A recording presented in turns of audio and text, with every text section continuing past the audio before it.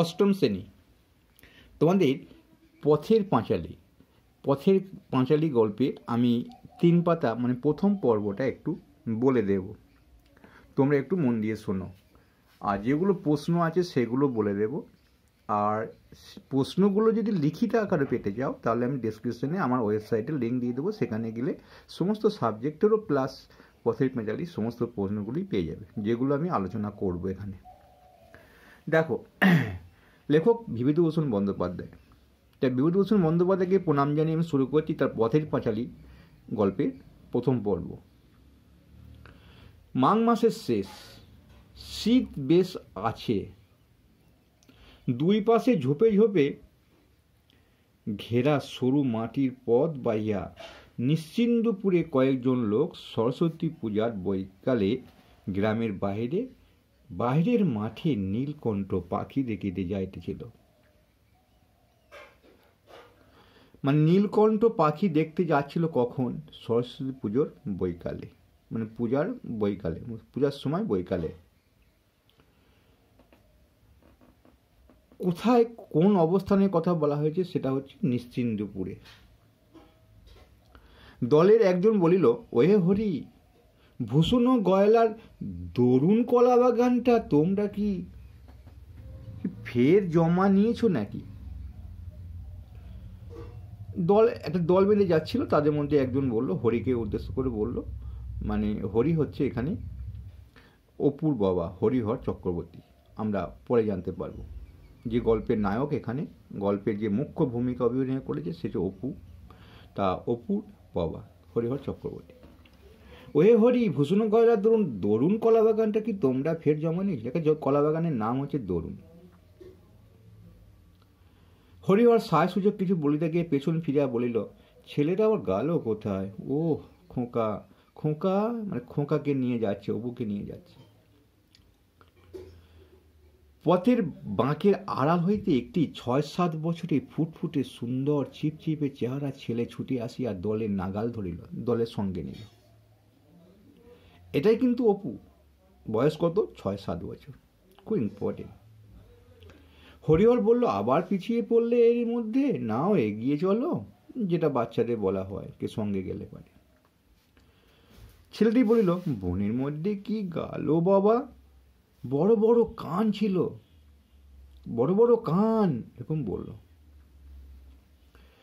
হরিহর প্রশ্নের দিকে কোনো মনোযোগ না দিয়া নবীন পালিতের সঙ্গে মৎস্য শিকারে পরামর্শ আঁটিতে লাগিল। নবীন পালিত ছিল তাদের মধ্যে একজন সঙ্গী, তার সঙ্গে কীভাবে মাছ শিকার করা যাবে সেই নিয়ে একটা মতলব প্ল্যান করছিল। ছেলে কথা কান দেয় না, আর ছেলেদের কথা সব কান দিলে তো হবে না। হরিহর ছেলের পুনরায় আগ্রহের সুরে বলিল, কি দৌড়ে গেল বাবা বনের মধ্যে, বড় বড় কান? আবার বলল, ছোট ছেলে তো বারবার বলবে। হরিহর তখন বলিল, কি জানি বাবা, তোমার কথার উত্তর দিতে আমি পারি না, সেই বেরিয়ে অবধি শুরু করেছ, এটা কি ওটা কি, কি গেল বনের মধ্যে, আমি কি তা দেখেছি? নাও এগিয়ে চলো দেখি, এরকম একটা তার সন্তানকে বলল। বালক বাবার কথায় আগে আগে চলিল। হঠাৎ হরিহরের ছেলেটি মহা উৎসাহে পাশের এক উলুখড়ের ঝোপের দিকে আঙুল তুলিয়া চিৎকার করিতে করিতে ছুটিয়া গেল। ওই যাচ্ছে বাবা, ওই দেখো ওই গেল বাবা, বড় বড় কান, ওই চলে যাচ্ছে। তার বাবা পিছন হইতে ডাক দেয়া বলিল, কাঁটা কাঁটা কাঁটা, পায়ে ঢুকবে। পরে তাড়াতাড়ি আসিয়া খপ করে ধরিয়া ছেলে হাতখানি ধরিল। আহ, বড্ড বিরক্ত করলে দেখছি তুমি, 100 বার বারণ করছি, তা তুমি কিছুতেই শুনবে না। ওই জন্যই তোমাকে আনতে চাইছিলাম না। মানে ছোট ছেলে তো, কি জায়গায় দেখে দেখে চলে যাচ্ছিল, সামনে একটা কাটা ঝোপ ছিল, সেরকম জায়গায় এই অবস্থানটা ঘটনাটা ঘটল। বালক উৎসাহে আগ্রহে উজ্জ্বল মুখ উঁচু করিয়া বাবার মুখের দিকে তুলিয়া জিজ্ঞাসা করিল, কি বাবা ওটা? ওই সে একই কথা, ওটা কি জানবে আর কি। হরিহর বলল, কিটা আমি দেখেছি, শুয়োর হবে, নাও চলো, ঠিক রাস্তার মাঝখান দিয়ে হাঁটো। অপু বলছে, শুয়োর না বাবা, ছোট্ট যে। পরে সে নিচু হইয়া দৃষ্ট বস্তু মাটি হইতে উচ্চতা দেখাইল, হাতে করে দেখালো আর কি, কতটা সে মাটি থেকে কতটা উঁচু সেটা দেখাতে চেষ্টা করলো। চলো চলো, হ্যাঁ আমি বুঝতে পেরেছি, আর দেখাতে হবে না, চলো দেখি। নবীন পালিত বলিল, ও হলো খরগোশ খোকা, খরগোশ ওটা। তো নবীন পালিত ছিল সঙ্গী, বাবার সঙ্গী, মানে অপুর বাবার সঙ্গী ছিল। এখানে খড়ের ঝোপের খরগোশ থাকে, তাই তুমি খরগোশই দেখতে পেয়েছো, এরকম বলতে চাইল। বালক বর্ণ পরিচয়ে ক্ষয়ে খরগোশের ছবি দেখে আছে, কিন্তু তাহা যে জীবন্ত অবস্থায় এরকম লাফাইয়া পালায় তা, বা তাহা আবার সাধারণ চক্ষুতে দেখিতে পাওয়া যায়, এমন এ কথা সে কখনো ভাবে নাই। মানে খরগোশ আমি ছবি দেখেছি, এখানে যে বইয়ে আমি নিজ চোখে দেখতে পাবো, এরকম একটা সে ভাবনা ভাবেনি। খরগোশ জীবন্ত, একেবারে তোমার সামনে লাফাইয়া পালায়, ছবি না, কাঁচের পুতুল না, একেবারে কান খাড়া সত্যিকারের খরগোশ। এইরকম ভাট গাছ, বইঁচি গাছের ঝোপে। কী কী গাছ ছিল ওখানে? ঝোপটা ভাট গাছ ছিল আর বইঁচি গাছ ছিল। জল মাটির তৈরি নশ্বর পৃথিবীতে এ ঘটনা কি করিয়া সম্ভব হইল, বালক তাহা কোনো মতেই ভাবিয়া ঠাউর করিতে পাইতেছিল না। মানে এই পৃথিবীতে এই কী করে এইরকম একটা জীব তৈরি হলো, বইয়ে ছবি দেখেছে, এখানে যে কী করে তৈরি হলো সেটা কিন্তু সে তার মনের মধ্যে কিছুতেই ভাবনায় আনতে পারছিল না। সকলে বনে ঘেরা সরু পথ ছাড়াইয়া মাঠে পড়িল। নদীর ধারে বাবলা ও জিওল গাছে আড়ালে একটা বড় ইটের পাঁজাল মতো জিনিস নজরে পড়ে। ওটা পুরনো কালের নীলকুঠির জাল ঘরের ধ্বংসাবশেষ। মানে নীলকুঠির জাল ঘরের ধ্বংসাবশেষটা কোথায় না, নদীর ধারে বাবলা ও জিওল গাছের একটা বড় ইটের পাঁজাল মতো দেখতে আড়ালে, মানে অবস্থানটা কিন্তু এখানে। বেশ চলো। মাঠের ঝোপঝাড়গুলো উলুখড়, বনকমলি, সুদাল, কুল গাছে ভরা। কী কী গাছ আছে ঝোপঝাড়ের মধ্যে? উলুখড় আছে, বনকলমি আছে, সুদাল আছে, কুল গাছ আছে। কলমিলতা সারা ঝোপগুলোতে মাথায় বড় বড় সবুজ পাতা বিছিয়া ঢাকিয়া দিয়েছে, মানে মাথায় ঢাকিয়া দিয়েছে কি কলমিলতাগুলো। ভেতরে একটা স্নিগ্ধ ছায়া। ছোট্ট ছোট গোয়ালে নোটে কাঁটা ও নীল বন প্রজাপতি ফুল সূর্যে আলোর দিকে মুখ উঁচু করিয়া ফুটে আছে। কী কী ফুটে আছে?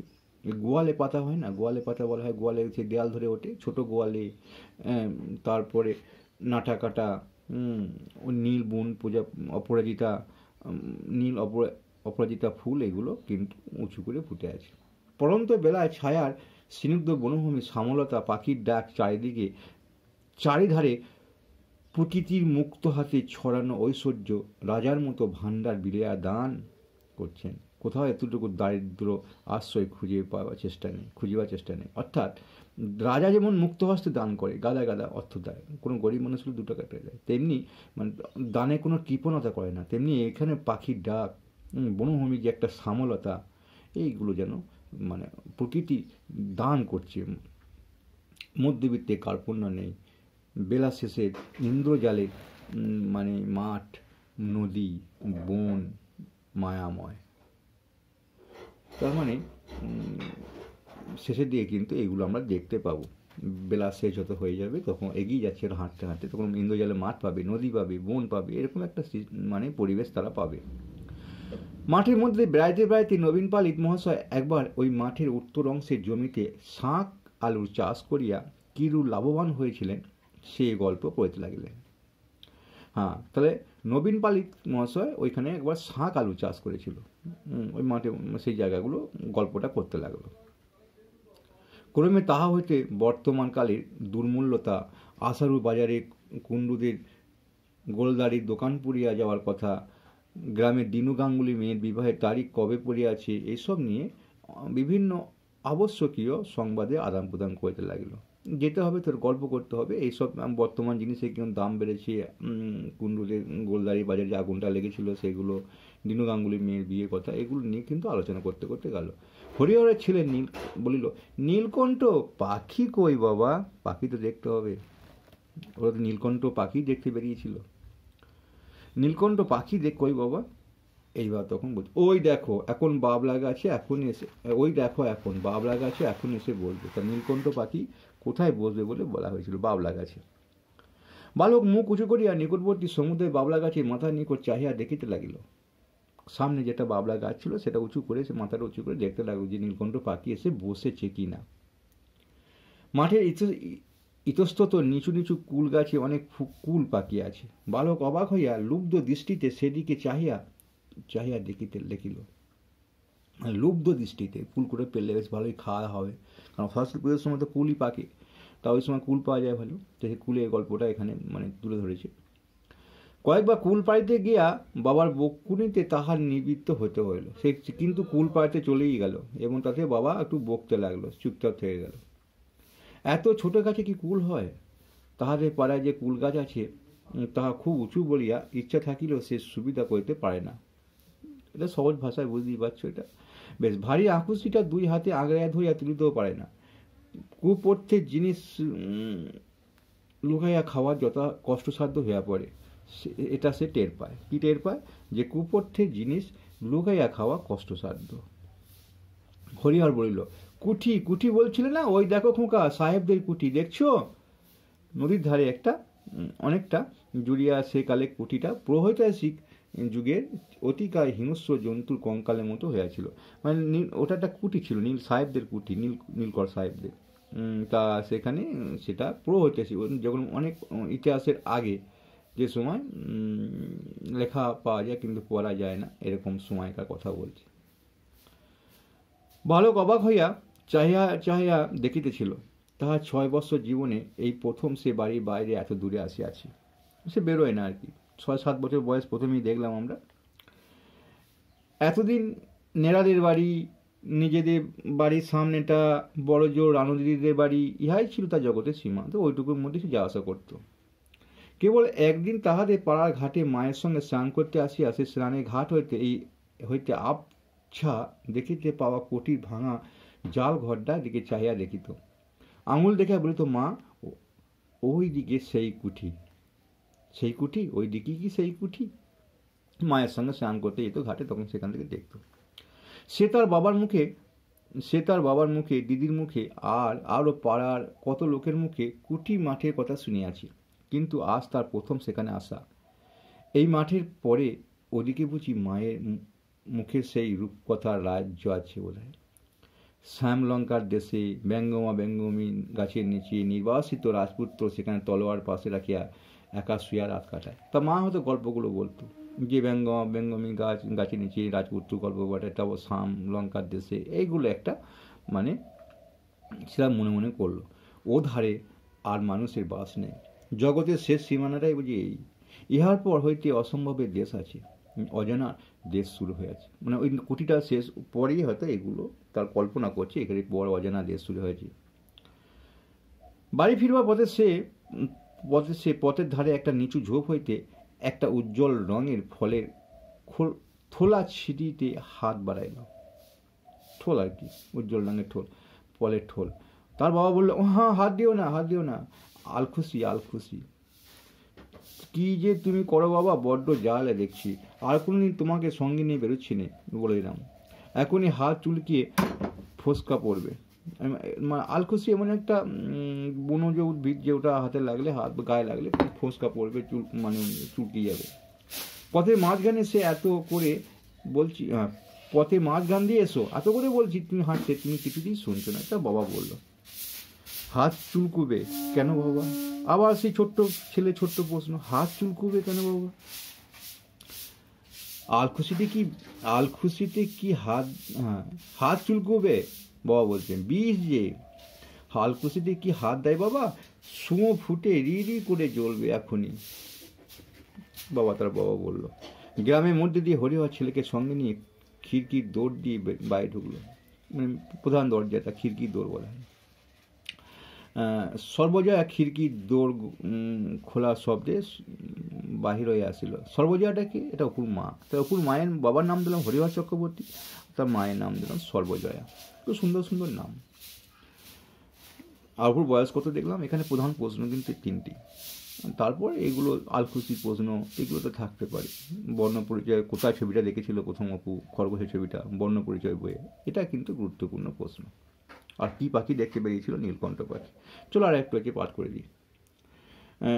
বলছে এত রাত হলো, তা ওকে নিয়ে গিয়েছো নাকি একটা দোলায় গায়ে না কিছু, মানে গায়ে কিছু না দিয়ে ওকে নিয়ে গেছো। হরিহর বলল, আহ নিয়ে গিয়ে কি যা বিরক্তি, এদিকে যায় ওদিকে যায়, সামনে রাখতে পারি না, আলকুচি ফল ধরে টানতে যায়। পরে ছেলেটিকে চাহিয়ে বললো, কুটির মাঠ দেখবো, কুটির মাঠ দেখবো। কেমন দেখা হলো তো কুটির মাঠ? এই আমার গল্প এখানে পাঠ শেষ হলো। পরে তোমার দ্বিতীয় পর্ব আছে, দ্বিতীয় পর্বটা আমি পাঠ করে দেবো। এখানে কিন্তু প্রধান প্রধান প্রশ্নগুলো আমি যেটা বললাম, অপুর বয়স কত, এখানেই পেয়ে যাবে। হরিহর, অপুর বাবার নাম কি, অপুর মায়ের নাম কি, এই প্রশ্নগুলো তোমরা এখানেই খুব গুরুত্বপূর্ণ। আর কোথায় নীলকণ্ঠ পাখি দেখতে বেরিয়েছিল, গ্রামের নাম কি, নিশ্চিন্দপুর। ভালো লাগলে একটা লাইক করবে।